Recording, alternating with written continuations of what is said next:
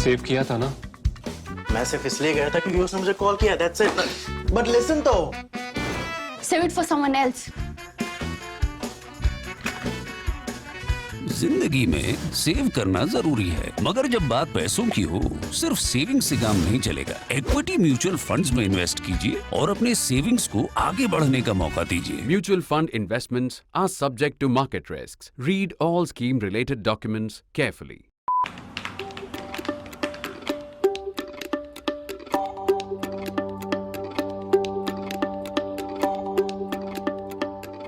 Since its founding, from day one, Pakistan's mighty army has built a consistent record of launching wars on India and losing.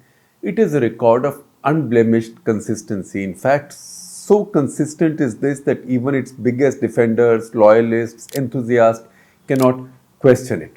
There is, however, another battlefield where it has an equally consistent record of winning. So, consistent record of losing to India, launching wars and losing to India, but there's another battlefield where it has an equally unblemished, consistent record of winning, which is where it is staring at defeat now.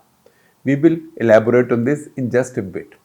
On fighting and losing wars with India, there will obviously be some nitpicking. The tough fact, however, is that after so many wars, this army has lost almost half of Pakistan, that is Bangladesh, and destroyed its polity, institutions, economy, entrepreneurship, driven out its talent.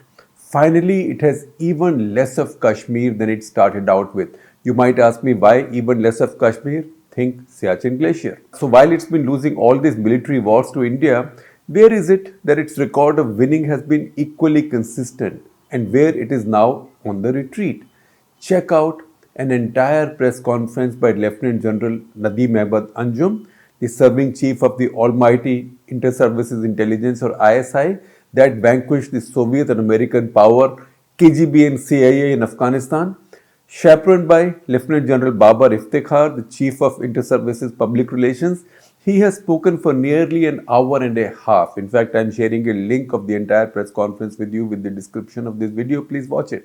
All of this time is invested in defending himself, the ISI, his chief, that is General Bajwa, and the army, Pakistan army. Now, never mind that Elon Musk has stolen that metaphor for posterity, walking into Twitter headquarters, holding that bathroom sink, right? Let that sink in. So please also allow us still to use the same metaphor. Let that sink in. And what are we talking about?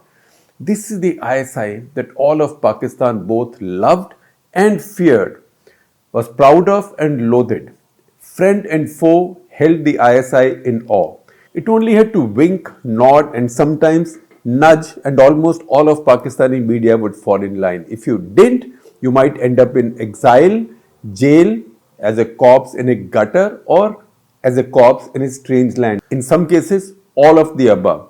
Think Arshad Sharif, for example, the former ARY channel anchor. He was fired from his channel and exiled, and as ultimately was his boss.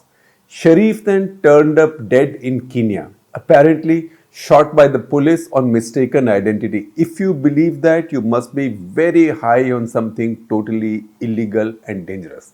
Now we had its chief, ISI's chief, institutionally among the most powerful men in the world at any time.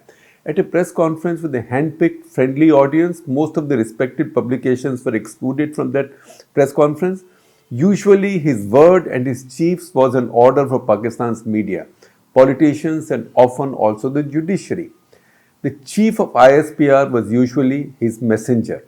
Now both of them, speaking on behalf of their institution, the Pakistan Army, were claiming victimhood. So here is Pakistani Army going to the media complaining about a political leader, Imran Khan in this case, who they obviously fear and who they are complaining about for maligning and defaming them. Hum bechare, humko gali de raha hai, hamara kya hoga? You know that its politics has taken, Pakistan's politics has taken a historic turn. Pakistan's army is quite used to scrapping with its political class and consistently winning. Now it fears defeat at the hands of its politicians too, after losing so many wars to India in the past. So those were military battles. This is a political battle, and this is the political turf, and this is Pakistani army's home turf. It's the home pitch. So if it does come to pass, it won't even be a disaster as big as Pakistan losing to Zimbabwe in Australia. This will be as bad as Pakistan losing to Zimbabwe in a World Cup if it was being played at home in Pakistan. To that extent, Imran Khan might be on the verge of achieving a victory, in fact, which would mean even more in political terms than his team's Cricket World Cup win in 1992. If the Pakistani army can finally be defeated by a popular, if populist, civilian force, it's a history-defining moment for the subcontinent. It's history-defining because an institution which was never denied its supreme power except for a few years after the 1971 defeat is now seeking public support with its back to the wall under a politician's onslaught. All this while its word was a command for any government of the day which could hire, fire, jail, exile or murder prime ministers serving, former and prospective. To understand how that works, you do not have to go too far. In 2007, it looked as if Benazir Bhutto was on the ascendant. This was after her return from her second long exile. The first return, by the way, was in 1986, which I had covered from Pakistan in an India Today cover story, of which also I am sharing a link with you. She was assassinated despite so many warnings that her life was endangered. This is 2007. Nobody has been punished for that as yet. It's buried in Pakistan's history of conspiracies and eternal mysteries like so many others. Her party's government wasn't allowed to function freely, and her husband, who came to acquire control of her party, he was reduced into an inconsequential titular president subsequently. Nawaz Sharif came back with a comfortable majority and grew quote-unquote delusional from his army's point of view that he was a real prime minister with real power. By 2018, this army under a chief that he, that is Nawaz Sharif, had appointed, conspired and contrived to get rid of him, jail and exile him, ensure his party didn't get a majority by manipulating elections. In the process, they also built, strengthened and employed Pakistan's most regressive Sunni Islamist group, Tehreek-e-Labbaik. Tehreek-e-Labbaik, by the way, is an organization about which and about whose activities we've talked about more than once in Cut the Clutter. I will share a couple of those episodes with you. The links, you can check those out.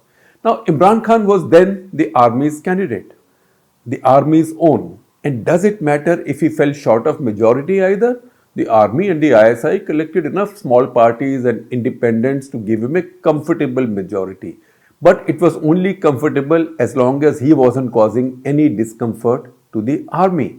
So this was a majority, albeit at the army's sufferance. A majority was no issue for one seen as boy of the boys. That was the principle. Until this boy also began to believe that he was the real prime minister.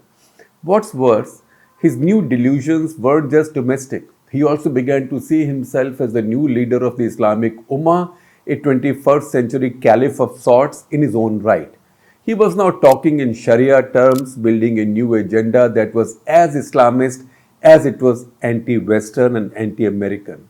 Both of these alarmed the army. In the same state of political high, Imran started to believe he now actually controlled the army.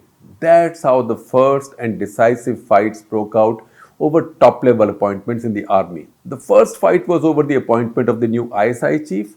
The army chief had his way with Nadeem Anjum, and Imran Khan lost out over his insistence on continuing with Lieutenant General Faiz Hamid.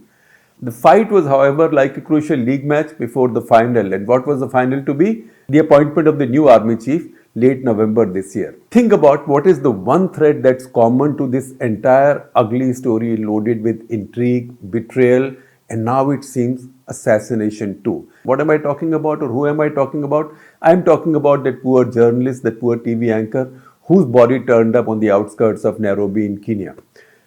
General Qamar Javed Bajwa has been the chief through all these years. That is the common thread. Appointed by Nawaz Sharif, who he had fired and exiled. So Nawaz Sharif appointed Bajwa. Bajwa had Nawaz Sharif fired and exiled, given a 3-year extension by Imran Khan subsequently, who he had first created. We told you that story just now.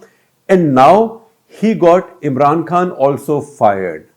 And by now, he's challenged by Imran Khan. That is how this equation is turned in the tenure of one army chief. That is how tables have turned in the tenure of one army chief, although it's a double tenure, 3 years plus 3 years. Over the past 5 decades, two great political families have fought for democracy in Pakistan in their own different patchy ways, although almost always by keeping the army GHQ on their sides. Both of these parties, the Bhutto family's Pakistan People's Party and the Sharif family's Pakistan Muslim League or PMLN, are now tired and spent forces. One, because of its shrinking footprint from Punjab, which is almost 60% of Pakistan, and the other because its only popular leader and founder Nawaz Sharif is hesitant to leave the comfort and safety of exile in London and join the fight at home because he does see it as too dangerous. Both are counting on the army to save their throne and skins now. Both PPP and PMLN are today counting on the army to save their throne and skins now. This was the default formula for usual times. If the army was on your side, the world was yours in Pakistan. Saiyan bhai kotwal ab dar kahe ka. The reason these aren't usual times is that today it is the army that's staring at the greatest, scariest existential threat to its power in their country. This threat has come from a populist riding democratic power. So what if it's that deeply flawed, if not often nutty, Imran Khan? Did we ever argue democracy is perfect?